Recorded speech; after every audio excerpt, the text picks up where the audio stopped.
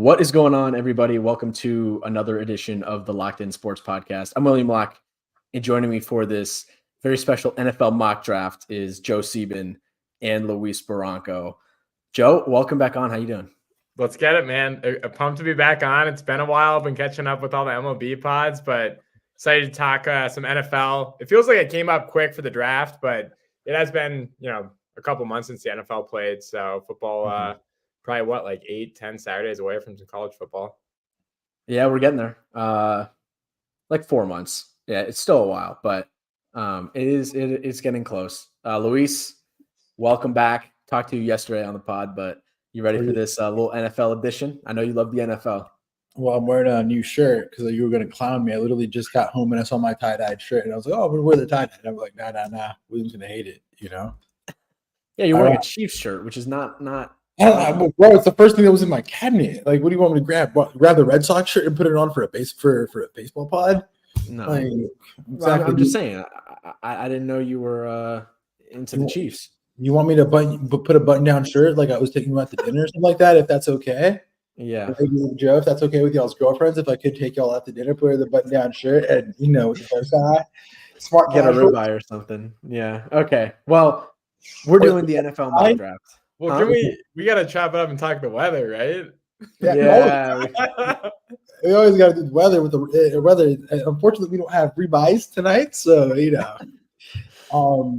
Ironically, the reason we are starting late tonight, it's 7:42 Eastern. The reason we're starting late is because for the first time since Ultra Weekend, which was about 3 weeks ago, we have rained. Wow! And if a drop of water falls in the 305 in Miami-Dade County, you have freaking everybody driving speed limit. Nobody knows how to drive. There'll be a green light, and we'll be driving like freaking turtles out there. At this point, just make AI driving a thing, so we can reduce traffic. But of course, we'd all screw that up. So it's the self-driving cars are coming soon. But we are here today for the NFL mock draft. Obviously, you forgot the Chicago weather. You can see the title. It's 65, 70, great weather today. Went for a nice run yesterday, like I said on the pod. NFL mock draft. 70 in Denver. Exactly. We got to wrap through the weather. Like you're process. Well, because this is going to be a long one, so I think we got to get into it. NFL mock draft. We're doing the full first round, all 32 picks. It's straight draft order. So I got the first pick, Joe second, Luis, and then it resets to me, Joe, Luis. I set it up to where we all get to pick for our favorite teams.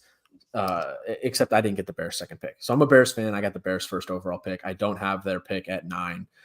Joe's a Vikings fan, so we gave him number what do they have, 11 and 23. And then Luis, we did a little swoop of the draft order, and I gave Luis 14 to have the Saints pick, and then I swapped 15 with Joe, so he has the Colts pick instead of that Saints pick. So we're all picking our favorite teams. Or for our favorite teams, and we're going 1 through 32. We're doing what we think is going to happen, not what we would do in the situation. We can do trades. So if someone comes up and they think that, hey, I'm Joe, I'm the Chargers at 5. I think that the Vikings are going to trade up here. We can do so. There are no limitations here. But before we get into this mock draft as a whole, I do want some overall thoughts on just the draft as a whole. Joe, what do you think about this draft? I know obviously we watched a lot of college football this year, so I feel like we have, watched a lot of these guys play. And so what are your thoughts on the draft? I think it's skill position, like quarterback, wide receiver heavy. I think it's going to be a lot of that. I mean, Caleb Williams has been talked about the number 1 pick for 2, maybe even 3 years for him. So, I mean, finally the time for him. I mean, we'll do it here, but quarterback heavy, a lot of wideouts. There's some good defensive talent, but I think the top half of this draft is going to be really offensive heavy. Yeah, Luis, what about you? Yeah, no, it's a great year if you need a quarterback. I feel like this draft, I feel a lot of my picks are going to reflect that. I feel, for one, if you're in a position where you're a middling team in the league, that you're stuck in that, middle range where you don't have a franchise guy, you have like a stopgap guy, I feel like going to make that play, as we've seen in trades beforehand, that you're going to go make that play because we can see half a dozen QBs going round one.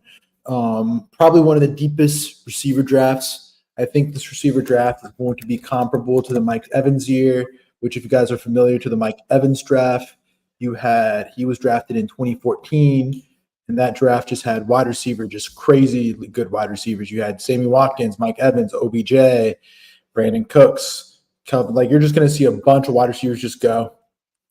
Actually, it's not the Mike Evans draft. I just completely butchered that. But I know there was in that year range, there was one year that it was just crazy amount of receivers. Like you were seeing receivers, and I feel like a lot of that is reflective towards how development, and you can see that in the college game, the development in college has gone to spread systems, and even in high school and in travel ball has gone to 7-on-7. So you're seeing receivers, quarterbacks, and DBs develop at a way different rate than O-linemen. So you can see receivers come in year one and be productive, and you can see a lot of teams actually also trade up for receivers if there's that one premier guy, because you're going to going rate right now for a above average receiver, a good receiver is about 25 million, which was what Christian Kirk got last year. Mm-hmm. So you're going to see a lot of that occur. And that's pretty much it. Defensively, there's not a lot of good edge this year. It's more like, as Joe said, skill-based. Yeah, there's the defensive side of this draft I think is a little weak compared to the offense. There's some good corners and safeties in this first round, but yeah, I mean, I think the story of the draft is the quarterbacks and the wide receivers. I mean, there could be 10 really good receivers in this draft, and I think there's guys on this list that aren't going to go in the first round that are still going to be really good. Yep. So I'm excited to see that. There's some good offensive linemen in this draft as well, as there always are, but it's certainly quarterback and wide receiver, which is going to make this draft really fascinating because there's so many teams at the top that are looking to either trade up or looking at draft quarterback. So there's going to be a big run on them, and I'm excited to see that. Let me ask you guys a question. Mm-hmm. How in the top 50, or the top 2 rounds, which you put it at 64 picks, how many picks are those going to be wide receivers? Joe, thoughts? I mean, at least 10, I'd say, probably more, like 10 to 15. I'd have to pull up the whole big board, but I mean, I think at least 10 guys go in the first 2 rounds. Okay. Yeah, let me tell you. I think I had the big board up here according to PFF. So wide receivers, you just said first 2 rounds? Yeah.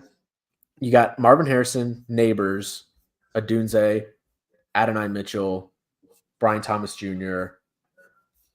I think Keon Coleman will go in the first 2. Yep. Ladd McConkey probably. Yep. Worthy.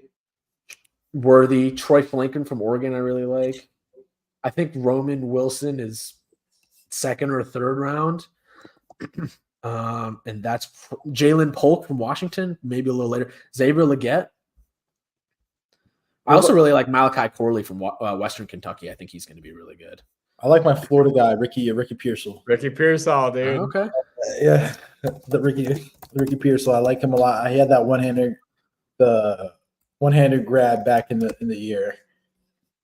Also underrated guy, I think, at wide receiver is Malik Washington from Virginia. He had a really good season, and he was playing with a true freshman quarterback. So I think, yeah, I would probably take the over. The thing about it is, it's just like a lot of like when you do a mock and a big board, a lot of I don't want to say predict, but there's like logic behind the picks. A lot of these picks have really logic. And like we see the receiver market has completely exploded. It is way cheaper for you to get a receiver on a 4-year deal with a 5th-year option than actually paying a guy in free agency. Yeah, of course. And just the same thing with tackles. And this is a tackle-heavy draft, which I mean, we'll get into it. But I mean, y'all ready to go? You ready to go? Let's pick number 1. Without further ado, Chicago Bears at number 1. It's not even a question. We're getting our franchise guy, Caleb Williams. He's coming down. Traded Justin Fields. He gone. Bring in Caleb Williams, the savior. think it's obvious. You know, the biggest knock on him, I think, was just that he probably tried to do a little bit too much at USC last year. But the numbers are crazy. It's like 120 touchdowns to 14 picks in his college career in 3 years. He's the future. You know, a lot of people don't like his character. Maybe a little arrogant for some people, but I like him. He has a little bit of a swagger about him, and I think he's coming into a really good situation. Like the Bears have a good structure around him on the playing field. I don't know about leadership in the front office. I don't know about the coaching staff. There's still some question marks there. But I think the team itself is good, and he's out of these top like 5 picks, he is going to by far the best situation. So Caleb Williams at 1, I don't even think that's a debate at this point. And it really hasn't been a debate for the past year or so that he's going to go number 1 in this draft. He's really good. And I think maybe his stock was slightly hurt just from the fact that he's one of those guys that won the Heisman and then had to go back for another year. It's really hard to follow up a Heisman season and boost your stock from that point. So once you win a Heisman and you're, maybe a little brash, a little arrogant, people are going to try to, find every little thing to knock you about. But I think he's the future. I think he's going to be really good for us. All right. You said it best. I feel it's the worst kept secret in the league at this point. I think it's him. Yeah, there's no debating it. Yeah. I mean, I have my opinions with Justin Fields and everything. It's we're not going to know the funny thing is with drafts, it's like you're never going to know, like, yeah, year one, you can see if you have the right decision, but you're never going to learn like the actual outcome 2 years later. So, hey. Yep. Totally. Congratulations. You have hope again. Oh yeah. I mean, couldn't be more excited to have him in Chicago. He's going to, if he shows any flashes in year one, man, people are trying to talk themselves into the Bears last year. So it's going to be fun.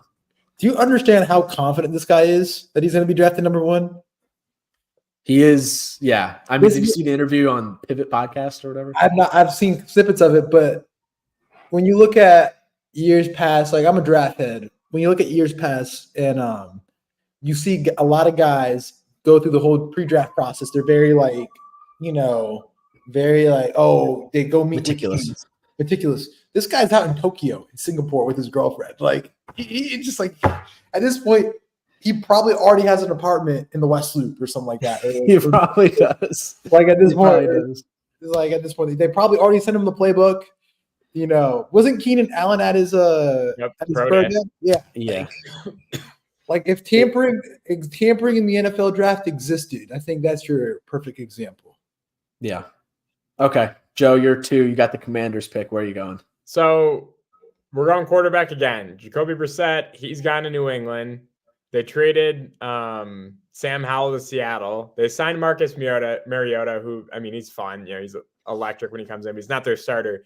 I think they go quarterback, but you can talk a few names here. You could throw JJ in there. You could throw in Drake May. But my pick is going to be Jaden Daniels. I think they go Jaden Daniels from LSU. There's a bunch of smoke screens right now for all these guys, but there's something out there right now that Jaden doesn't want to go to Washington. But the reason I think they're going with him, I feel like Drake May has been, floated here for a really long time, but I think they're going to take Jaden, and it's because Cliff is the OC, and I think he wants a little bit more mobility at quarterback, and Jaden has that. He's he's A+ at running with the football. The accuracy's there. He obviously had a really good talent at the wide receiver level in college last year, but I just think they take him over Drake May. I think he's a little bit more polished and ready for the NFL, and he's going to start on day 1. So I think it's a new regime there. They're going to go flashy. He put up more numbers in college. He was unreal last year, and I think they go with him, and a lot of that's because of his rushing threat, getting outside the pocket, making plays with his legs, and that's what Cliff is going to want. Luis, what do you have any thoughts on that pick? I mean, the draft starts at 2. It's a new regime. Adam Peters, he has a background in San Francisco. And a lot of times you can tell draft picks when you're starting a new regime, you look at, like Joe said, you want to go look at what's the background of the OC. Cliff's a spread it out, let's run type of guy. Now, the quarterback, there's 2 quarterbacks that fit, but mostly it fits Jaden. And like I said, we're in smokescreen season. Mm-hmm. And, Jaden's camp said that he did not like the whole meeting with other QBs and everything. Top golf. It's a new regime, and they're gonna run it differently. And like I said, it's a project. Yep. So it remains to be seen what they do. And I feel like this draft's gonna really indicate what's gonna happen. I feel like Commanders have talent where I think like you can hit the reset button and start over and trade guys like Terry McLaurin and everything and just completely start over. But I think it's a great landing spot for a young QB. So like Joe said, they need quarterback.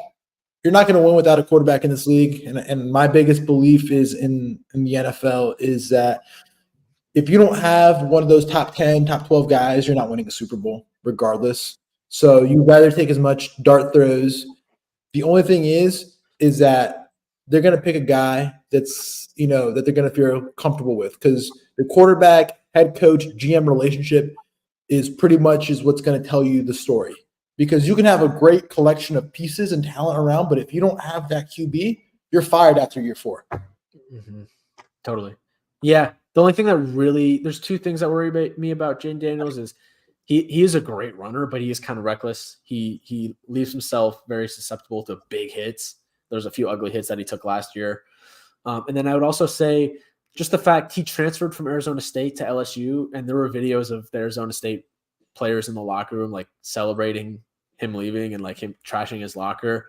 Worried about that. Yeah, he put up crazy numbers last year, but they also played really easy schedule outside of the SEC. Like they played Georgia State in like the second to last week of the year.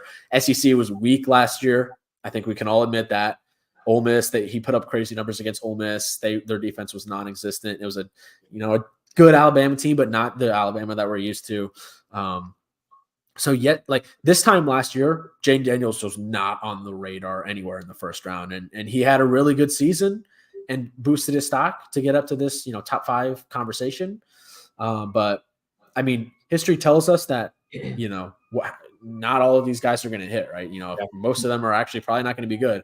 If I had to put money on the top 3 of a guy that doesn't pan out, I'm not saying it's going to be Jane Daniels, but it very well might be Jaden Daniels. I think it's going to be Jane Daniels or this next guy that doesn't work out. I feel very confident that he'll be okay. I feel he has the highest floor out of the guys that are not Caleb. I just worry about that situation. They're so bad. Who? And it's just Washington. But the thing is, it's not like he's walking into an environment where it's the first time head coach. He's walking into Cliff and Dan Quinn, who have been head coaches in the league. It's not like he's just walking into no weaponry. They still have Jahan Dotson. They have Terry McLaurin. The running back room, it got maked over because Antonio Gibson's not there anymore. And it's going to be the Brian Robinson show. So, I mean, the roster wasn't a bad roster last year. It's just like it's below average mediocre. Yeah, it's not a great situation, but I do agree. New coaching staff, no riverboat run. There's worse places. There's worse rosters in the league. Yeah. Speaking of that, Luis, you got number 3. You got the Pats here. So I've taken the time to think about today what I'm going to do with this team, and it's a post Bill Belichick year. Mm-hmm.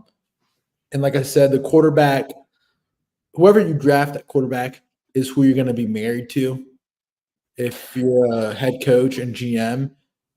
And I just don't feel like it's a right fit with the guys that are left. And this roster is probably the worst roster, top to bottom. Like, they have a couple blue chip pieces, but they're probably going to be drafting again number 1 next year. Yeah. And they're going to be bad. Sorry, are you saying they're open for business?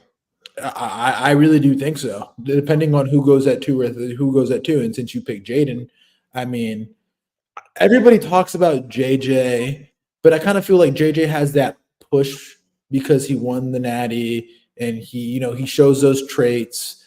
The thing about with JJ is that I feel like this is not the right place for him to go.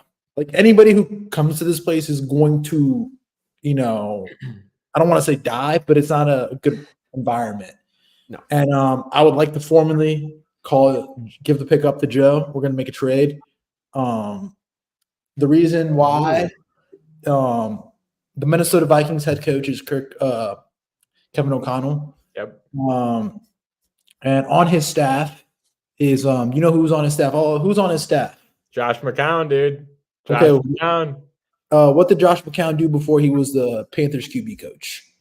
I think he was the coach for Drake May in high school, wasn't he? There's a guy that knows him the best. It's him. The Vikings have ammunition, so go ahead. Take this pick. All right, so you're officially trading that pick to Joe. Yes. And what so do the Pats get 11 and so the Vikes have 11 and 23. So I'd say at least those two, probably a little bit more. I wouldn't have to say like, second, third, whatever it is, but I'd say they package 11 and 23 and then they do something else later in the draft too. But I mean, that's what I'd say too. Like if it goes Caleb and then Jaden, I think Drake May might be, outside of Caleb, the Vikes #1 guy on their big board. And like Luis said, Josh McCown loves this guy. Like he's all in. He used to show clips of him with the Panthers, like to those quarterbacks of him in college. Like, so he's all in on him. He's 21. He's young. He's athletic. He's aggressive. He didn't have the same numbers as everybody. He didn't have the same year last year with all the hype he had. But I think they're just in love with this guy. And if he's there at 3, and it's a big if the Pats will do business. I know the Vikings have already started talking to him about it. But if there's a deal to be had, I think the Vikes want it. I think they want him at 3, and this is their guy. And what a place to go, though. And I'm a homer. It's my team. But, dude, go into a spot as a rookie quarterback with Justin Jefferson, Jordan Addison, TJ Hawkinson. You can't ask for anything more than that. It's a decent O-line. Like, that's the perfect spot for a rookie quarterback. He'll be able to make throws and bad throws and still get bailed out by guys like that. So it's the place you want to go if you're one of these dudes. And it's just a matter of, will the Pats be open for business and take the ammunition we have? But I think if he's there at 3, I think the Vikes trade up and they snag him right here. And McCown's going to be a happy camper. Kevin O'Connell is going to mold him into his guy. And Sam Darnold is going to have a little bit of competition in that quarterback room. And that's the thing. He doesn't have to he doesn't have the pressure to play day one, but you have your guy one. O'Connell, I think, is a very underrated. When you talk about offensive minds in the league, everybody talks about the McVays, Andy Reid, but people forget what O'Connell does. Like he makes a lot of people look good. Like he made Josh Dobbs try to look good, and he looked like the best. Yeah, but the whole thing about it is also you also have to keep in mind, and this is my last point because I don't want to take too much time on this, is that go look at that framework of that division. Packers got Jordan Love, and he showed up in the postseason. Bears going to have Caleb Williams. The Lions are going to have Jared Goff, but the Lions already have Hendon Hooker back there in case something goes left. So then the Vikings are then stuck in limbo without a QB. And like I said, the next year's draft quarterback class is Shedeur Sanders. And I like him as a prospect, but you do have to understand, like, there's a lot else going around with that. If you guys watch the Gillian Wallow $1 Million Worth of Game podcast, presented by Barstool Sports and USJ Vodka, they were talking. Dion was like, "Oh, there's going to be places that they're going to play, like Travis Hunter and Shedeur are going to play only for certain places. Like they're going to pull an Eli." Yeah, and if you have a top pick next year, are you really going to do that? Like, say if the Vikings have they can pick them, and then they're like, "Oh, we don't want to play for you," then you're screwed. Then out 2 years, Jefferson's on a contract deal. He's going to want to walk, and they have a top 7, top 10 O-line, maybe even top 5 O-line in the game. All very young guys with Darisaw, Brian O'Neill. It'd be a great spot for him to go to. And like I said, it comes down to we want him if he drops to 3. And if the Pats are willing to do it, I could see that too. The Pats being like, hey, we're just not going to be good. Like, let's take this capital, get a couple linemen later in the draft and do it next year. And they start Brissett. I think they totally could do that. And the Vikes would love it because if he comes in, maybe he's not ready. Hey, you start Darnold for a few games, or maybe he blows it out of the water. And it's like, boom, this is our guy. And we still have a chance to compete with a rookie quarterback. Yep. All right, I'm 4 with the Cardinals. There's been smoke screens that they might trade this pick. I ultimately think they're going to keep it and stand pat here, especially with the Vikings moving up to number 3 that we have here. So I think they're going to go wide receiver. And there's also been smoke that Malik Neighbors might go over MHJ, but I don't think that's happening. I don't think anybody would have the guts to actually do that. So my pick here is Marvin Harrison Jr., best receiver in the draft. I actually kind of like what Arizona has. They got better last year, and Kyler is finally going to have that blue chip wide receiver. He's going to step in day one, and he could be an All-Pro next year. He could be a Pro Bowler. So, for the fact that Ohio State has had so many good receivers over the past 3 years when MHJ was there, and the fact that he was so clearly the best one says a lot. And I think he's going to be a stud in the NFL. So I got Marvin Harrison Jr. to the Cards at 4. Hey, I like the pick. I mean, they need to put playmakers around. They've had a void since DeAndre left. And I mean, he can be their Larry Fitzgerald again. And it sets up, they're open for business, as they said. So it'll be interesting what happens. And I feel like Joe will have a lot to say with his next pick, because I feel like 4 and 5 are 2 picks that can just get flipped depending on what's going on. Yeah, I would say the Chargers are very much so open for business. It's Harbaugh. They're looking to clean the slate. Williams is gone. Keenan's gone. They signed Dobbins and Gus Edwards at running back. They're open for business, in my opinion. It's just a matter of do they like a deal coming in? So if you guys have something lower that you want to trade up to this pick, I think they would totally do a deal. Or if not, I have a guy in mind that they take. It's like the Broncos could trade up, but I don't think they have the capital. The Raiders could trade up. I don't think they have the capital. I don't think the Chargers would trade in division with the Broncos. I disagree with that point. I think the Broncos have shown. I feel like if you look at what the Walton family has done, the new ownership is done with Sean Payton, and even before Sean Payton with when they become ownership, is that they're very aggressive. They're taking on one of the biggest cap hits in dead cap with Russell Wilson. So if there's a guy they clearly want at 5, I think they'll do it. Like, they'll sell the house, because that's how important it is, and I know hindsight bias is that, like, let's go look at Kansas City. If you ask any Kansas City fan, and if they tell you you have to give your next 3 first-round picks to get up to take Patrick Mahomes at 11, you do it. And if you believe that in JJ McCarthy, if he's going to be that QB, you have to do it. You have to take the risk. It's the type of move that gets people fired, but at the same time, it's tough. So are you doing it? You have the Broncos pick at 12. Are they trading that? I have 2 teams in mind, and it's clear that it's either the Broncos. What can happen on draft night, and this is hypothetical, is that we get the 5, JJ's available. I feel JJ has 2 landing spots, either the Broncos and the Giants. Yep. And Giants are sitting there at 6. And the only way possible that I see it happening that the Giants move up is that if they catch wind and they do a reminiscent of Mitchell Trubisky move, where San Francisco and Chicago flip-flop 2 and 3, so Chicago can take Mitch Trubisky. That's the only way possible. Now, and the thing is, I don't know. I can't do it because I have both teams. So I need you guys to tie break. I don't know. I can see them trading this pick. I can. But I just have conflict of interest. I can't decide, because if I'm the Giants and I know that the Broncos are going to move up, I'm definitely going to try to flip-flop the pick. Because the Giants are in desperation mode. They don't need linemen. They need a receiver. But this draft class is so deep in receiver that you can go to round 2 and take a receiver. And you don't have to go back. So you guys have to decide. I ultimately don't think the Broncos are going to move up.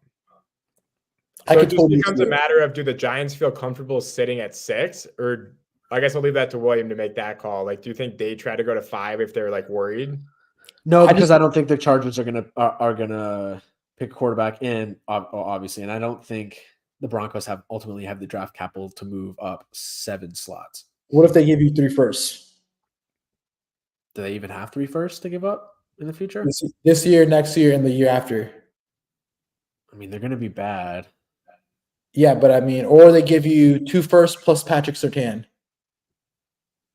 I mean, yeah, I would take that. I would definitely take that. And like a bunch of picks. Like, but that's what I'm saying. It's just like, how strongly do you feel? And looking back at how that franchise has moved in the Walton era recently. Yeah. And the other thing too is Sean Payton has been on record, even though like I don't despise him, but he just is like, oh, he just every time he talks, I'm like, oh God, like stop. It's like with you with LeBron. Like, God, stop. Won you a Super Bowl. He did, but at the same time, he called Patrick Mahomes the greatest QB prospect he's ever seen in his life. Like, greatest workout he's ever seen. Yeah. And you're at 12 and he's on the board at 11 and you don't move up. And you know Breeze is on his last leg. Yeah. So all right, you decide. Oh, man. Joe, you decide it. Let's just say they sit for this purposes. Let's say they sit, but they're open for business. Like they'd love to do a deal. I just don't think the Broncos will give them enough for them to move, and the Giants stand pat and wait at 6. So at 5, I think it's slight of a reach, but and they'd love to move back, but I don't think they do in this scenario. But Harbaugh, I think, was sold on going with Herbert, and Herbert needs some weapons. They got rid of Keenan Allen, Mike Williams. I think they go Rome Odunze. I think they go Odunze at wideout. That's their guy. I think it's a little bit of a reach, but they need talent. They need wideouts. I don't like their wideout room right now. I mean, Quentin Johnson is not like that's their number one guy right now. So I think they're going to reach. They're going to take Odunze if they sit at 5 here. They're going to take him over Malik Neighbors, and they're going to need that talent in the wideout room. And I think Harbaugh's going to have to take a wideout here, and it's going to be Odunze. I really like Odunze, and Harbaugh saw him firsthand in the Natty. He had that one play, I remember it was like on 3rd down, and Penix, he was wide open for a touchdown, and Penix missed him. Could have been a big turning point in that game. Odunze is a stud. He might not have like the burst like quickness, but he's a really good route runner. I think he's going to be good day one. So good pick. And man, that'd be a hell of a weapon for Herbert to have in the wide receiver room. Mm-hmm. Joe or Luis, your Giants at 6. So I kind of teased this pick already. I feel it's desperation mode in New York. I feel like this is their like last stand in the front office. Fans are getting restless. You paid Daniel Jones 4 over 160, and it clearly backfired. They need an answer, and I think if there's a guy that can do it, it's JJ McCarthy. Oh God! So I'm drafting JJ McCarthy, number 6 to the Giants. They need it. They need weapons, but as I said, I believe you can get weapons in the 2nd round. Joe Schoen and Brian Daboll are, like I said, in desperation mode. And I truly believe in that coaching staff. I really do like Brian Daboll as a coach. You guys can see the statistics when Daboll was developing Josh Allen in Buffalo. He did a great job and reduced those turnover plays. And after he left, we've seen that Josh Allen, in my opinion, is another Jameis Winston. But Jameis Winston is a torpedo missile. And he's been like, as William would say, he's been regressing a bit. Like, still a great QB, but like the guy that made him who he was Brian Daboll. So if there's a guy that can actually like fine-tune quarterbacks, I believe in that it's Daboll, and give him JJ McCarthy. All right. I mean, I think I would much rather obviously JJ go to the Vikings than the Giants, because the Giants are, they're going to be in the top 5 next year again. Maybe he sits for a year or a couple of years behind Danny Jones, though. So maybe that's not a terrible situation. Then a new regime comes in and he plays under them. I don't know. I think, when JJ declared, I thought he was going to be like a mid to late first rounder. And then the hype, like he's not amazing at anything, but he's really good at everything. Mm-hmm. So, and he's a great leader, obviously a winner. The Michigan ran a run first offense, but when he needed to make the throws, he did. I mean, that drive in the Rose Bowl go down in Michigan history. I was at that game. It was pretty amazing. You don't think he can handle New York? No, he can handle New York. He can handle anything. I'm not worried about him. I'm just worried about the team that he goes to. But I'm just saying, like, I think whenever, and this is just my opinion, correct? Y'all can agree to disagree. I just feel whenever you have a new QB, I feel like that regime gets at least like another year, unless everything goes left.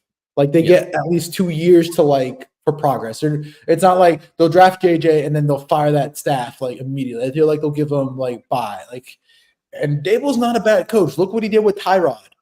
They had that game versus the Bills when we were in Chicago, and they came back I was in Chicago and they came back. They only lost the game by 3 points. So it's a good coaching staff. Just a kind of a really bad year last year. I'm going 7. I have the Titans pick. I'm going to go. I think this one's been on every mock draft. Worst offensive line in the league last year, so I think they go Joe Alt from Notre Dame. Not a huge fan of him as a prospect. I think he's, he's a little slow and clunky. He's really, really tall. 6'9". It's pretty big especially for a tackle. So I don't know. I think he's the best offensive lineman in the draft, clearly. And I think he goes to Tennessee. They need a tackle. This one's a pretty simple match. Joe's at 8 with the Falcons. 8 with the Falcons. They don't necessarily need one. They're all in with Kirk right now, though. And if this guy drops to 8, I think Malik Neighbors is going to be a Falcon man. I think he's an elite talent. You could make an argument for him going top 5 as well. Like the Chargers, if they take a wide out, he could be the 5th guy there. And the Falcons, I think they have other needs other than wide receiver, but pure talent-wise, him at 8 would be unreal. You pair him with Kyle Pitts and the rest of that offense down there, Drake London, and I think it's just a value pick for them. If he's sitting there, they take him. So Malik Neighbors at 8 for me to the Falcons. God. Oh, my God. No, I can't. You understand what you're doing to the Saints fan base with that? Well, I mean, if he falls to 8, I think they take him. I know. I'm just saying, I think the state of Louisiana might have issues. There's a clear issues with we don't know why, but our front office refuses, as in the Saints, refuse to get LSU guys, and having them go to our number 1 rival just to stick to us every 2 years, and I don't know if you guys saw. Did you all see the Instagram live that Jaden Daniels and Brian Thomas and Malik Neighbors all did, and they asked I can't remember who. I think it was Brian Thomas. Where you got? Where's Neighbors going? And somebody put, New Orleans, and somebody said, New Orleans, and they all started laughing. That's how much of a laughing stock we are right now. That'd be a fun pick. I mean, they do have Kirk Cousins, who's 36, coming off an Achilles injury. I don't know if I would invest too much money in him, but they did. But I think that'd be a great pick. They'll win the division. Yeah, it's a bad division. Put that money on that division. Luis, you're at 9 with the Chicago Bears. All right, so I'm opening this trade up for business, and here's my rationale. I understand Malik Neighbors is on the board, but you already, like I said, the draft's very strong in receiver, and the Bears only have 4 draft picks in total. They have number 1, number 9, a 3rd, and a 4th. So we need to get some more ammunition, build more of that roster around. Let's trade back and get more ammunition for some picks later on in the draft, because they don't have anything other than those 4.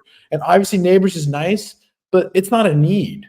You have Keenan Allen and DJ Moore on the outside. Neighbors can play. Oh, not Neighbors is off the board. Oh my God, I'm an idiot. Yeah, there's nothing. There's nothing on the board that I really do like. I do like tackles, but I can get a tackle later. So I'm opening this up to trade back for a team that is interested in an edge rusher or something like that. So you guys have any offers? I'm putting this pick up on the board.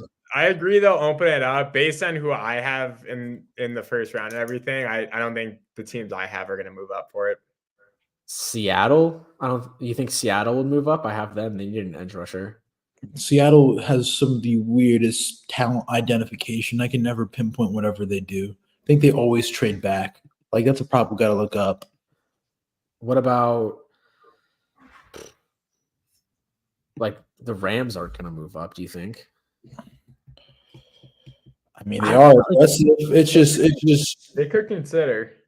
They could. What would you, if you're the Rams, what are you taking? Dude, I'm going to say somebody might go for Brock Bowers here. Yeah, I think everybody's has PTSD over Kyle Pitts right now. I don't think anybody's going to be doing that. I'm looking at teams that need edge, and I honestly don't see a team that really needs edge right now. Maybe a DB. You can go if you want to go take a DB and take a swing at a DB up here. Mitchell? Yeah, maybe I may be a little too rich at this point, but I don't know. I think from a Bears fan perspective, I think we might keep this pick. Yeah. So okay, so I mean, I just don't see like if I'm open to trading just because I don't have ammunition and I would like to have more ammunition. But if I am the Bears, I would like to take. I'm going to take a tackle. I'm going to go take JC from Latham Bama. from Bama. Put him at the right tackle, and you have a right and a left tackle already. Boom. Yep. I think that would be the smart move to get some more protection for Caleb if we do end up making this pick. But hey, let Poles cook. That man's talent identification is spot on. You know, Tyreek Stevenson. He paid Jalen Johnson. Who's the tackle from Tennessee? I forgot. Daryl Wright. Yeah. Well, talk about that talent ID. He's a good GM. I'm not gonna lie. He's been So, making yeah. good moves. So yeah, let's give some protection for Caleb. Okay. I got number 10. I got the Jets. You could go offensive line, but JC Latham just got picked. I'm gonna go tight end, get a weapon for Aaron Rodgers in the passing game and the running game because he's a really good pass blocker. Guy was an absolute freak show at Georgia. Won them the game against Auburn. I'm going Brock Bowers here. I think this is a great pick for Aaron Rodgers. Rodgers wants it. They're gonna listen to Rodgers, and I think if he's there at 10, he's gonna tell him to take him.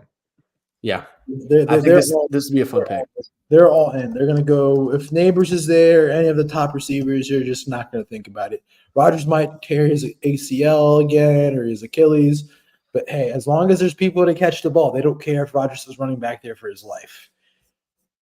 Exactly. So yeah, Luis, you're at 11 with the Pats. So yeah, the board's worked out perfectly for me because I'm going to be able to get the best edge available. They do need edge and they need everything.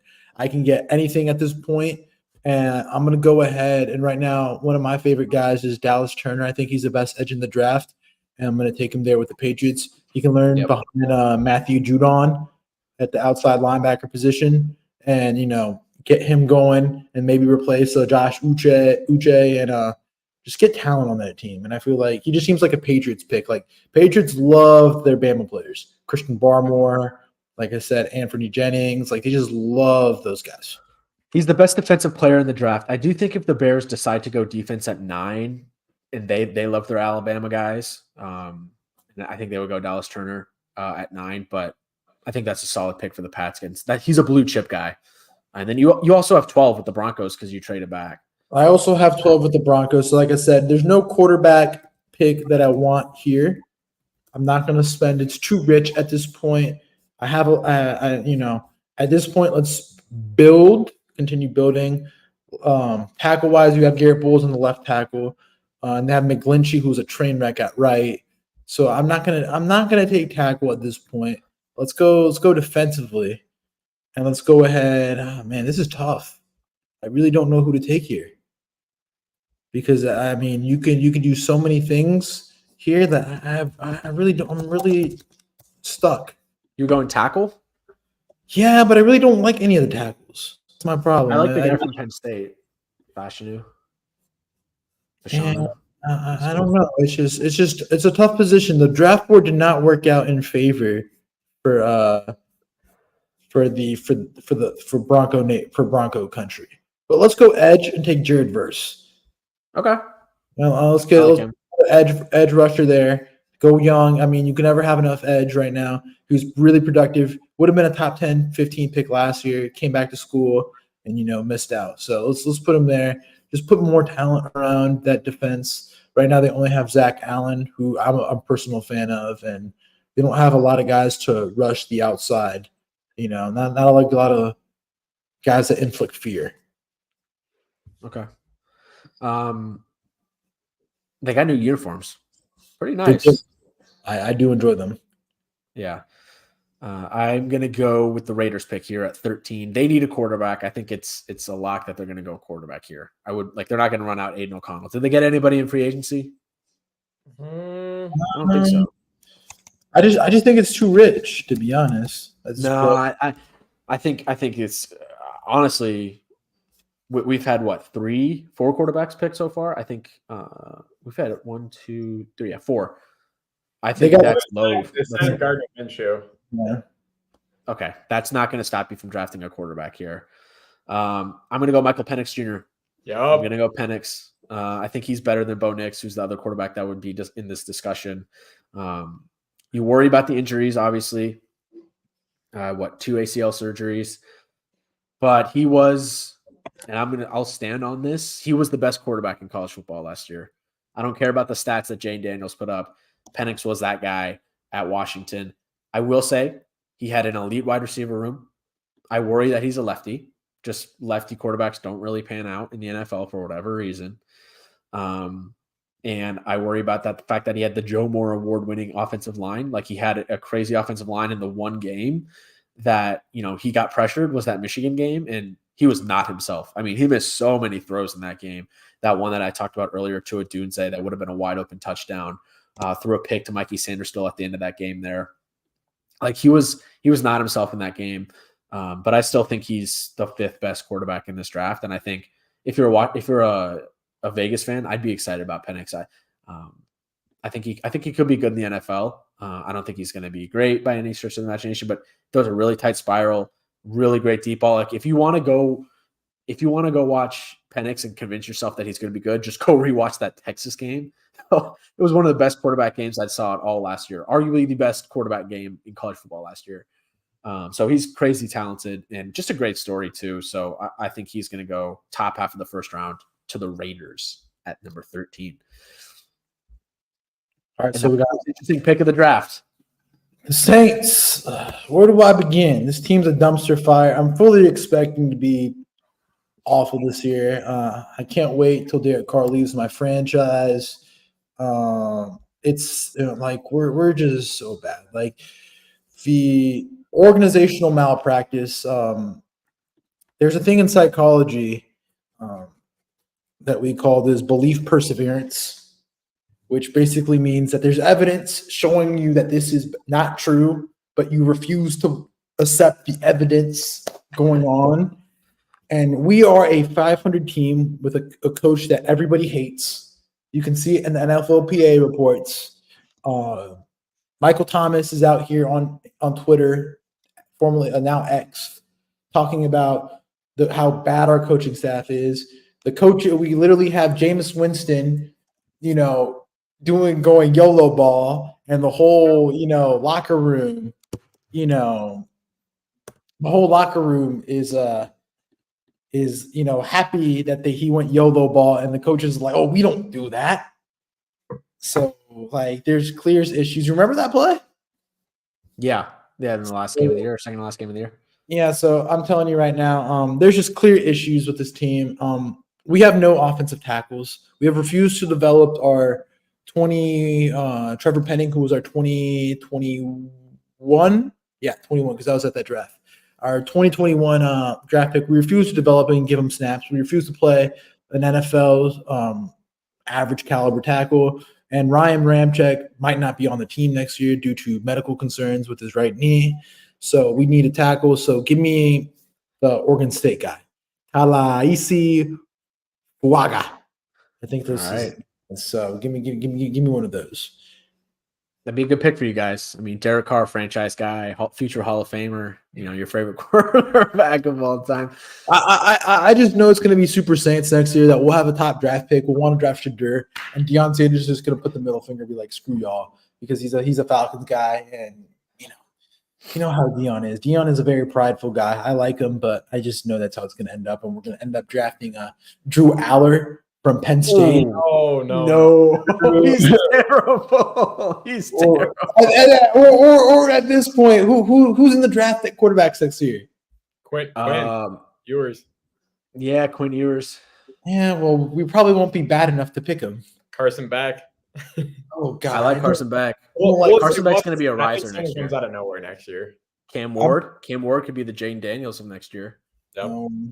I'm just saying, like, I fully expect me starting the tank for Archie in 2026.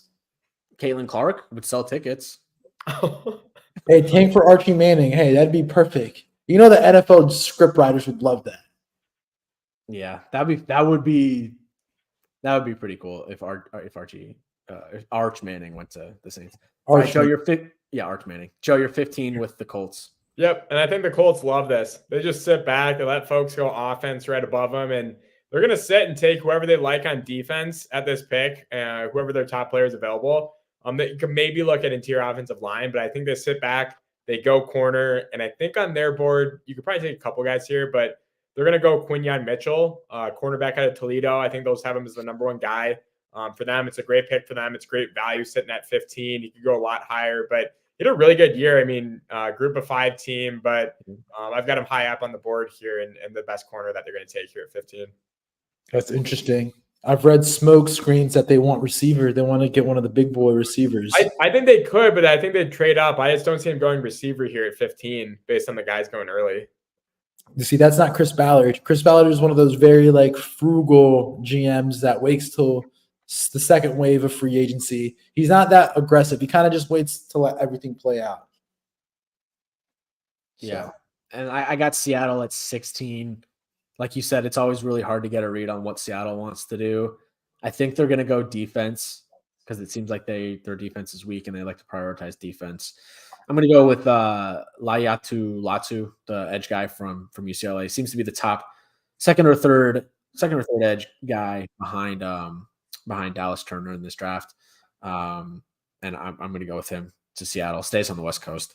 He does have medical concerns. That's the only issue with him. That he's a technician. I love his tape. I've seen him play.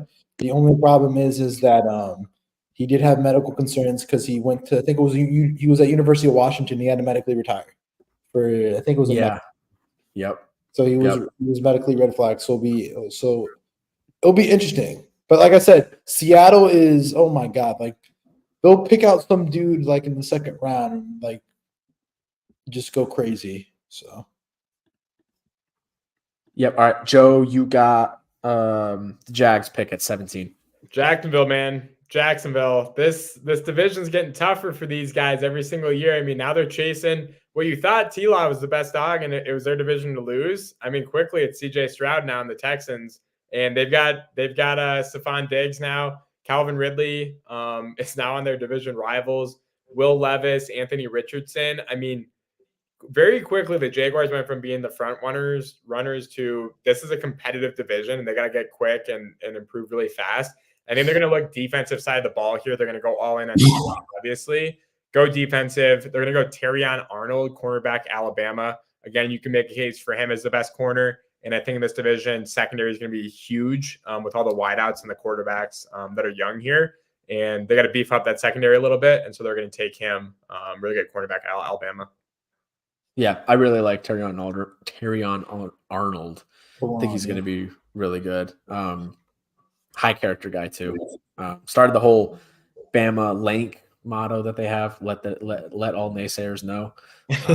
So I just think he's going to be really good. Redshirt sophomore, 6 foot, 21 years old. I think he could go higher than this. I think he could go anywhere from 12 to kind of where you have him at 17. So, and you can make the argument that he's the best corner in the draft. So I like Arnold a lot, and it's a good pick for the Jags. Luis, 18, Cincinnati Bengals. So I'm very tapped in to this team as I used to live in this city. I've kept up. They have Trent Brown now at tackle. They have 2 mammoth tackles and Trent Brown and Orlando Brown. I think those two could pretty much, lift up a car together. Just big humans, as Pat McAfee would say. Just very big humans. If you ever 6'8", 6'9", 350-pound dudes. So Joe's gonna have his protection. So they're not gonna go tackle. They did lose DJ Reader. So we're gonna go take in my opinion, the best defensive tackle in the draft. And he was a workout warrior in the combine. Byron Murphy from Texas. Okay. Obviously, there's a spot for Brock Bowers, but he's going to have to fall a bit. And there's just been a lot of smoke with those interior line guys and just tackles for the Bengals. There's not a DB. DB's not that big of a need. And then with wide receivers, you do have the T. Higgins thing looming, but I just think that they would rather just roll with T another year and look at wide receiver at a future round. So give me Byron Murphy from Texas. Go with a premium player, Probably best D tackle in the draft. Smack him dab in the middle and just let's ride. Okay, and I think I have the Rams pick at 19. I think they're going to go defense as well. I think they're going to go defensive tackle, and I think it's going to be Johnny Newton, Jerzon Newton from Illinois at 19. Might be a bit of a reach with these mocks, but I think it's going to be him. You seen him play? Because you're a Big Ten historian. A little bit. Yeah. He's not what Witherspoon was at Illinois last year when Michigan played him. But yeah, he's a big guy, 304 pounds, 6'2", 21-year-old junior. I don't know. I think the Rams love their defense. Now they're going to be looking for an Aaron Donald replacement. I think they're going to go tackle here. I think it's going to be Newton from Illinois. Yeah, positionally, tackles don't get a lot of love. D tackles don't get a lot of love, but Newton and Murphy are one-on-ones this year. I'm a big fan of the tackle class, not going to lie. There's one guy who I don't think will go round one, but I think we'll all be like fooled why he didn't go round one last year. Who? We look in the future. Chris Jenkins from Michigan. Michigan? Okay. Yeah, I think he's really good. He just pops. I trust my eyes. So I mean, yeah, obviously I'll back him up. I think he's great. Michigan just had so many pros on that defense. Junior Colson as well. Like we're gonna look back in 5 years when Will Johnson and Colson Loveland are in the NFL, and like that Michigan team was an NFL team. It talent wise, and I'm gonna go out on the record and might surprise a lot. I think it's better than 2019 LSU talent wise, top to bottom. Because if you go look at 2019 LSU's roster, it's very top heavy. It's Burrow, Chase, and Jamar, and then once you get past that, it's not super scary. I think Michigan's depth was a lot better than that LSU team. And no one's going to agree with me on that, and I'm obviously very biased, but that Michigan team was special. So, anyways, Joe, you're 20th with the Steelers.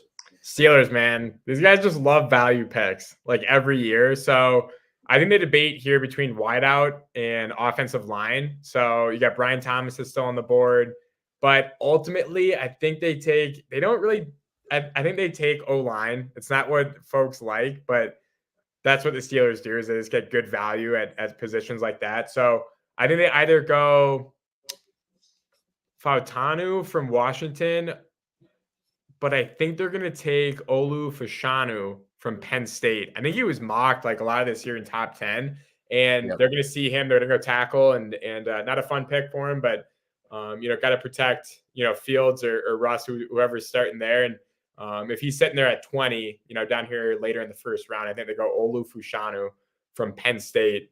Just a beast of an offensive tackle, just prototype that you built in a lab. Yeah, he was really good. Unfortunately, they couldn't throw the ball, but he was good. Luis, you're 21 with your hometown Miami Dolphins. Yeah, man. So Dolphins are interesting. Another team like Seattle that just go to the beat of their own drum, as I'd like to say. Dolphins had a really a lot of losses within their offensive line this year. In free agency, they had Robert Hunt leave, and I believe Connor Williams left in free agency. And Teron Armstead, who's a former Saint, he's a great left tackle, one of the most underrated All-Pro guy, but he can never stay healthy. So I want them to. You're gonna look to see them draft an O lineman, any O lineman at this point. You could make a case for edge because Bradley Chubb's left last year with I think was it ACL, I believe. I can't remember if it was ACL. It might have been. It was a knee or it's something leg-wise for sure.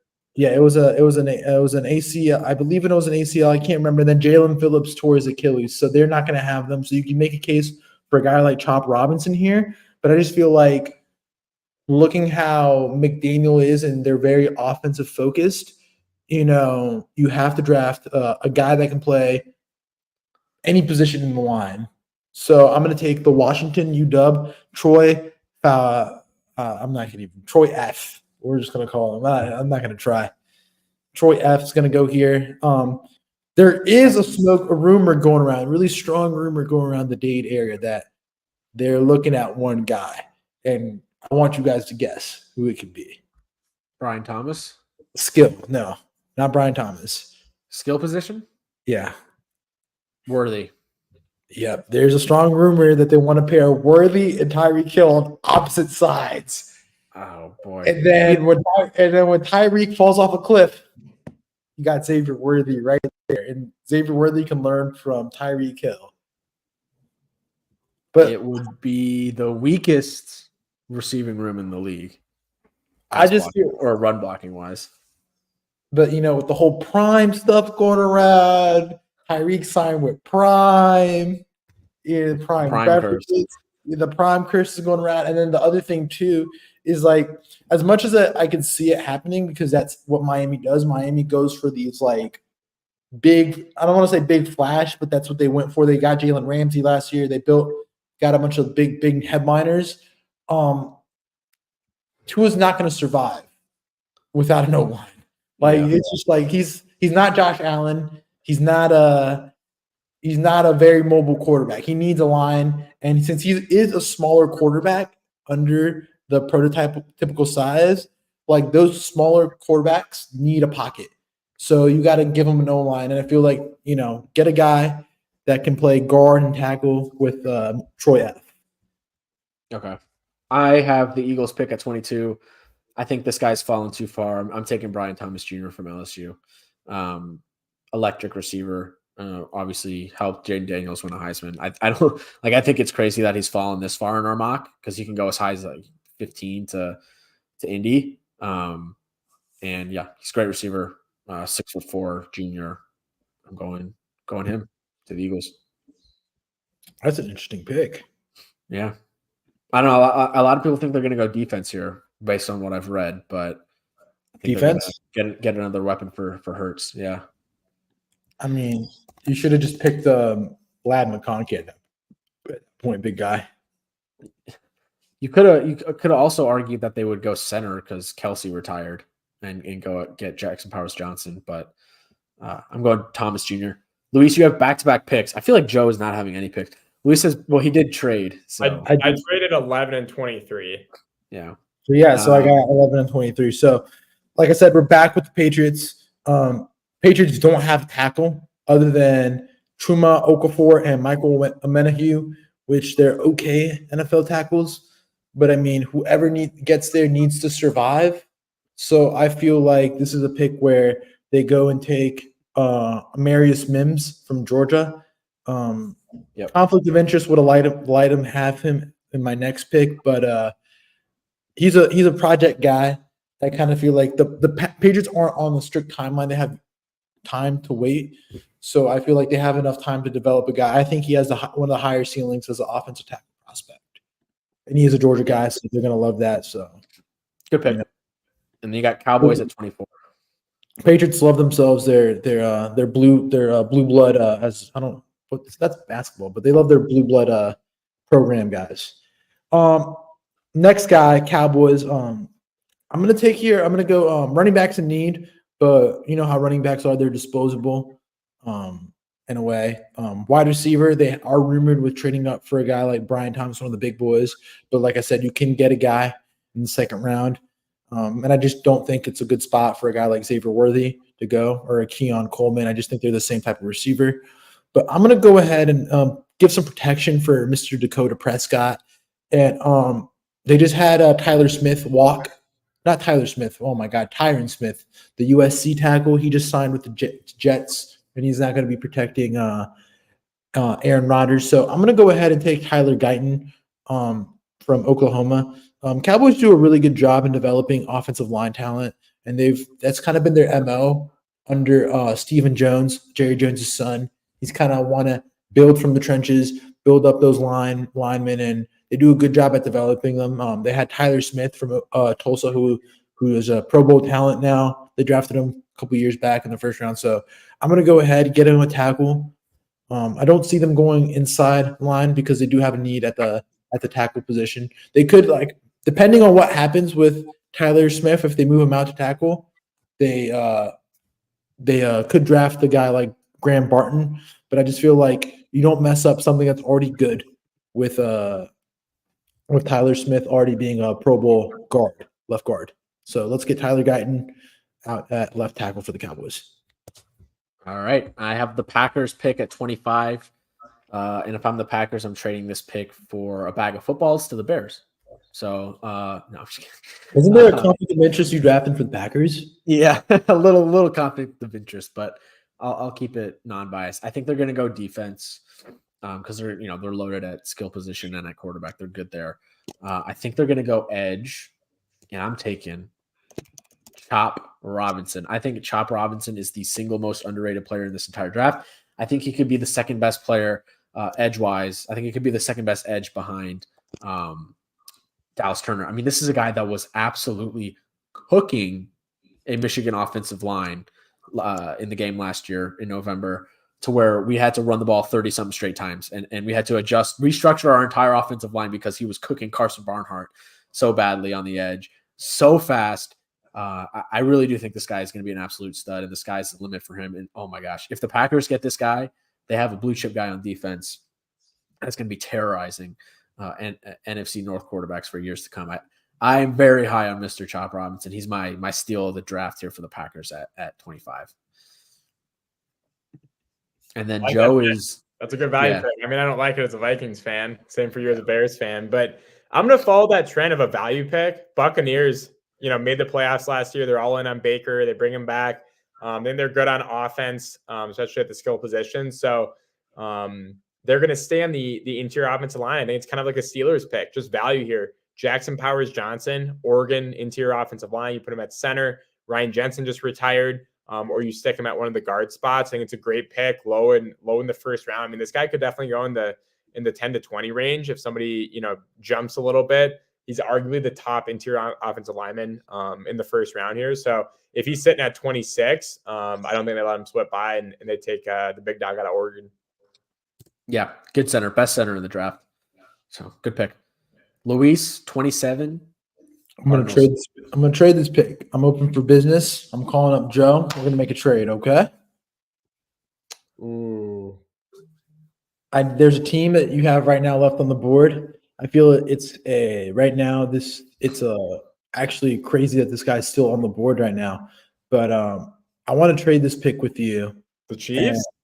No. The Lions? The Lions. I do want to trade with the Lions. Okay. I feel like there's one DB, I think you see, a DB in the ACC who is criminally underrated, and I think you should draft a DB here for the Lions. And I feel like it makes sense. The Cam Sutton just got cut because of his arrest here in Florida, and they have a clear need. That's been the Lions' issues. They need defensive backs, and I feel the Lions are a very aggressive team in terms of trading. So I feel like how the board's played out, they don't let things wait, and they draft a DB here. I think you're right. Yeah, they're a couple spots back. I think they move up, and that guy is Nate Wiggins, cornerback out of Clemson. I think he's kind of flown under the radar a little bit in this process. I think because of how far up Quinyon Mitchell went as the number one guy, Terrion Arnold, you've got Kool-Aid McKinstry also from Alabama. I think those two guys from Bama take a lot of the shine. And Cooper DeJean as the white man in the secondary, he gets a lot of talk too. But Nate Wiggins, dude, he had a heck of a career at Clemson under Dabo. And I think you're right. Definitely, whether it's here, a couple spots back, the Lions look at defense and go corner here. They're not really set in that room. And with Sutton getting released and gone now, yeah, Nate Wiggins is the pick here late in the first round. Yeah, and they were a team last year floated around being the guy for Witherspoon. I feel like Witherspoon and Dan Campbell would have been a match made in heaven because Campbell loves his physical, gritty corners that don't care. Like they'll put their head down and chop a running back down regardless.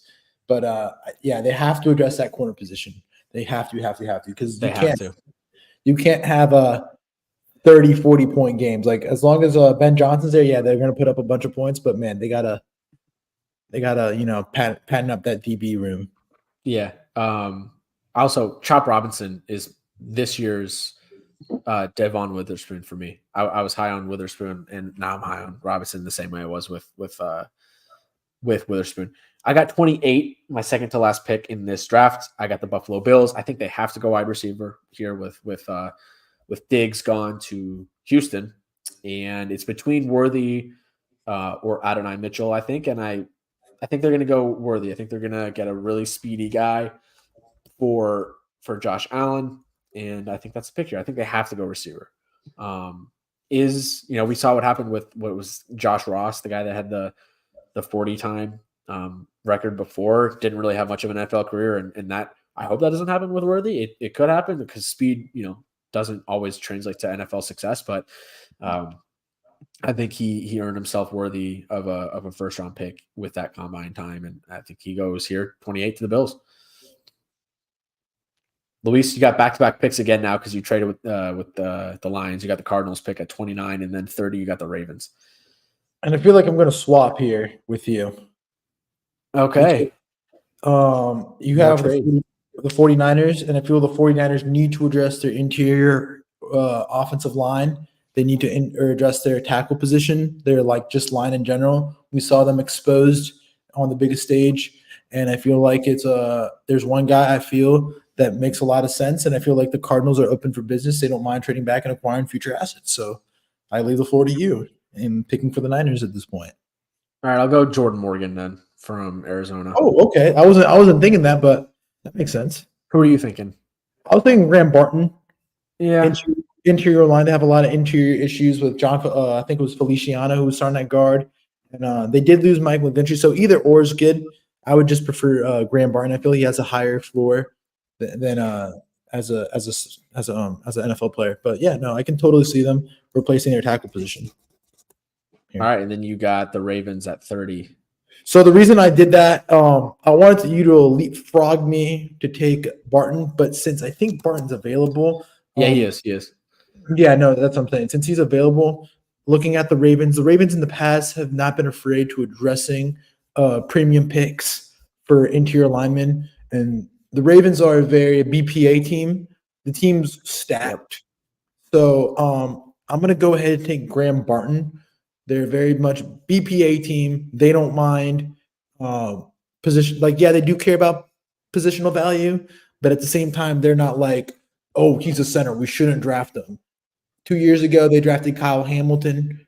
He was one of the top 10 player, top 5 player, but because he's a safety, he fell all the way to 14, I think it was, in the 21 draft. So they just take players if they can ball. So I'm going to take Graham Barton from Duke. And then now I'm here with the Cardinals. We already selected Mr. Marvin Harrison Jr. from The Ohio State University. And the Cardinals need pretty much anything. Their line is pretty weak. Last year, they addressed it with Paris Johnson Jr. from The Ohio State University. And I feel like, do you want to, again, Kyler Murray is another, smaller QB in prototypical standards. You have to build protection for him, and you have to give him a pocket to throw from. So that's a possible selection. They could have been a Graham Barton team, but I don't see that. I want to address defense with this pick, and I'm going to take Darius Robinson, the edge rusher from Missouri. All right. You can never have enough edge, and just put an edge guy just running through. Also there. Good pick. I like Darius Robinson. Missouri had a really good year last year. And then Joe is wrapping it up with the 2-time defending Super Bowl champion Kansas City Chiefs at number 32. They love sitting at 32. They just like guys falling to them. I will say this is kind of like that Lamar spot. If somebody wanted to, I think the Chiefs are open for business. And if somebody wanted like a Bo Nix or a wideout they really liked, or if they wanted to jump at a running back, or really anybody, if somebody's like getting antsy before the next day, I think the Chiefs are totally down to just trade down here. But for purposes of this, I'll just take a pick. And they could go, I could see them going like wide out. Really any value that could go tackle Kingsley from BYU. But I think since they got rid of L'Jarius Sneed, they're going to re-up at that secondary position. They're either going to take Cooper DeJean or Kool-Aid McKinstry. And I think they're going to take McKinstry. I think they take him at the very end of the first round. They essentially trade L'Jarius Sneed and get a younger version in Kool-Aid McKinstry. He can also return kicks, return punts. He's quick. I think he's just a value pick as the last pick of the first round here. That'd be a good pick for them. So DeJean falls out of the first round. That's kind of the big name that we didn't pick. Edgerrin Cooper, the linebacker from A&M, is another guy that we didn't pick. That's been mocked into the first round. But other than that, I think we we pretty much got guys that Adonai Mitchell, we didn't pick him. Who else? Like no running backs, no Bo Nix. A lot of people have Bo Nix going to like the Broncos. I don't know about that. I think 32. Like I said, if somebody loves Bo Nix, I think they trade at 32 right before the end of the night.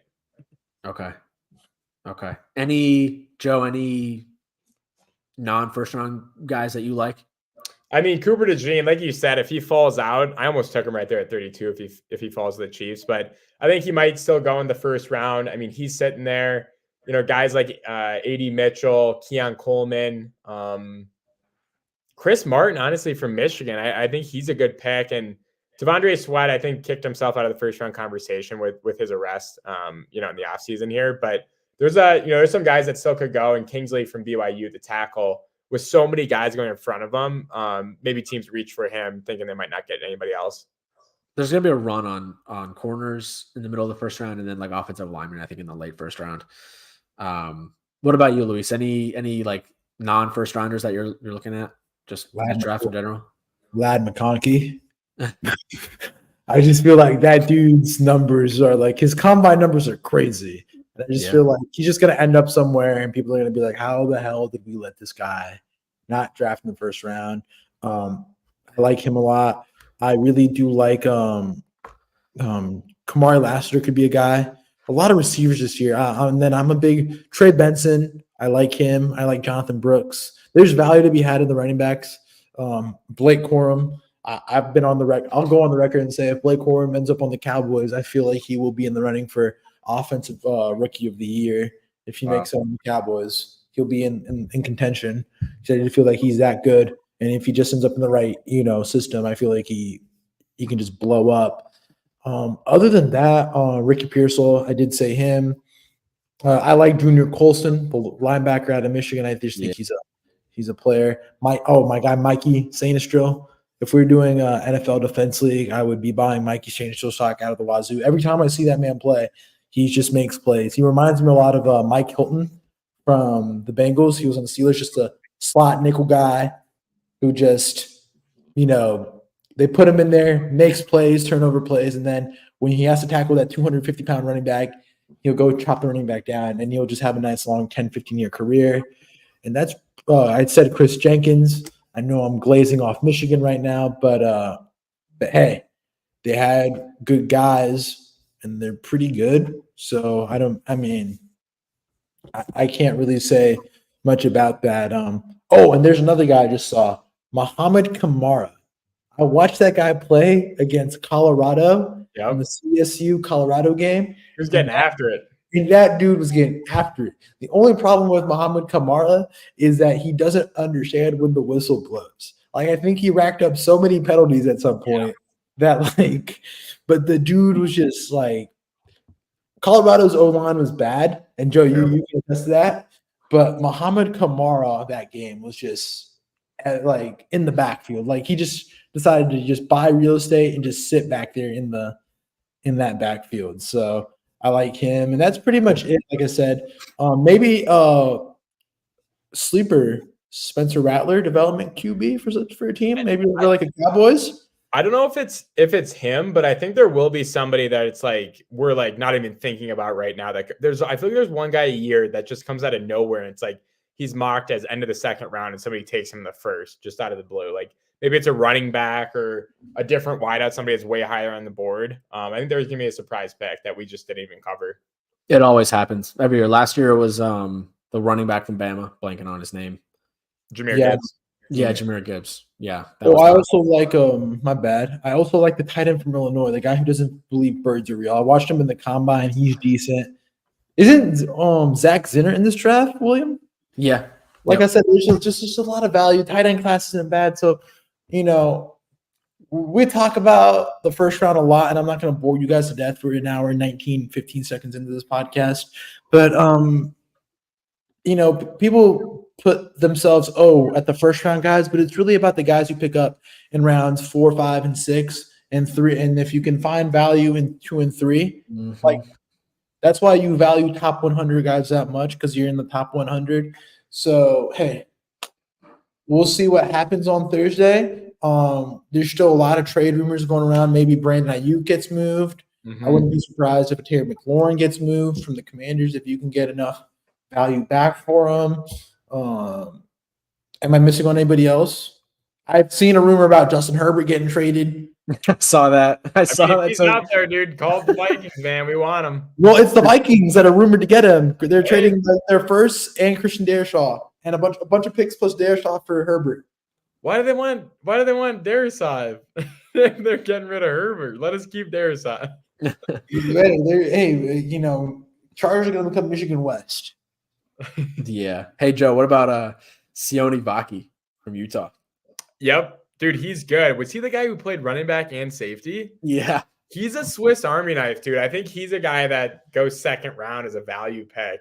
That's when you start. I think we're going to see a lot of linebackers go second, third round because they're just not strong first round. But like safety, linebacker, I think those are big positions that folks will start looking at second and third round. Running back too. I think we'll see a run on those positions. They're just not valued. Linebackers just aren't valued this day and age. But hey, we'll go look at the teams in the NFC in the title games. The Ravens had Roquan Smith and Patrick Queen, and Patrick Queen just got paid to go to Pittsburgh. The Niners had Fred Warner and Dre Greenlaw. Okay. The Chiefs had Willie Gay and who just signed with the Saints, and they had some other guy. They had Tranquil, who's serviceable, but Willie Gay was there. And then the Lions literally spent a top 50 pick on a linebacker in Jack Campbell last year. He was good. So people talk about how positional value is dead, but it goes to show you how interior and linebackers win you ball games. It's just finding value and finding them at the right spots. I think Cooper and Peyton Wilson, if guys have them higher on the board, they could try to trade up and catch them late in the first round. Yeah, I like Peyton Wilson from NC So State. Before we hop off, give me one team that you think will make a move like Lions-esque that will just draft somebody that we're like, whoa, like a running back pick at 12, or they'll just make a huge trade back or trade forward. Chargers will do something weird. It's Harbaugh, year one, new dream. I think it's going to be something weird. Dude, I think Broncos, but I think it'll be stupid. I actually love what the Broncos are doing. I don't mind what they're doing. I got Zach Wilson today for a bag of balls, pretty much. And what's the problem with that? Honestly, it's a good value trade. It's literally a pick swap and for like 7th round picks. But yeah, I mean, I just think they're going to do something crazy with that ownership. There's just no patience there. None. They're aggressive. Yeah. I could totally see. Cowboys have been way too quiet this year. They stink. Maybe them for like Xavier Worthy, dude. People fall in love with the 40 time. Yeah. People fall in love in like they say the underwear Olympics. So, out there wearing Under Armour compression shorts, running around on a Saturday. So, all right. Well, that was fun. I think we should wrap. We've been going for like an hour and a half. So, full first round mock done and dusted. You guys have any final thoughts before we hop off? Draft is on Thursday, man. I'm excited for it. It's always fun to see what happens and see who gets value, and obviously rooting for your own teams. Hopefully the Vikings make a splash. We'll see. Hey, I hope we just nuke our whole franchise at this point. Like, I'm not excited. I'm so draft attached this year that like I'm just like, you know what? I just hope we draft somebody. I feel bad whoever we draft because they're just like destined to fail, because we're gonna fire our general manager next year and we're gonna fire our coach next year, and we'll be drafting QB. If we had any fucking pair of balls, we would be trading up or drafting Michael Penix. But that'd be fascinating. Draft one of those LSU guys. Hey man. All right. Postcom on Sunday night dual podcast session. MLB and NFL postcom Sunday night. I don't know. Maybe. All I'll say is it's a good time to be a sports fan, man. NFL draft. We got MLB's back. We got the playoffs and NHL and NBA. Wolves, man. Watch out for the Wolves. How about those Panthers, man? Those Florida Panthers. Yep. They're good, dude. The Battle of Florida. The Bahama Breeze Kings, man. The Bahama Breeze Bandits out here. Yeah, shout out to the Wolves, man. I hope they make a make a run for Take a Minnesota. run, man. KD's old. Get him Tough. out. KD's old. Tough KD's for washed. Chicago sports right now, Other What? than- tough for Chicago sports, other than the Bears. That's all right. We got Caleb Williams coming. So, all right. That was fun. Thank you all for listening. We'll be back Sunday for an MLB pod, like as always. And thanks for listening to this one. Until the next one, catch you guys next time. Peace out.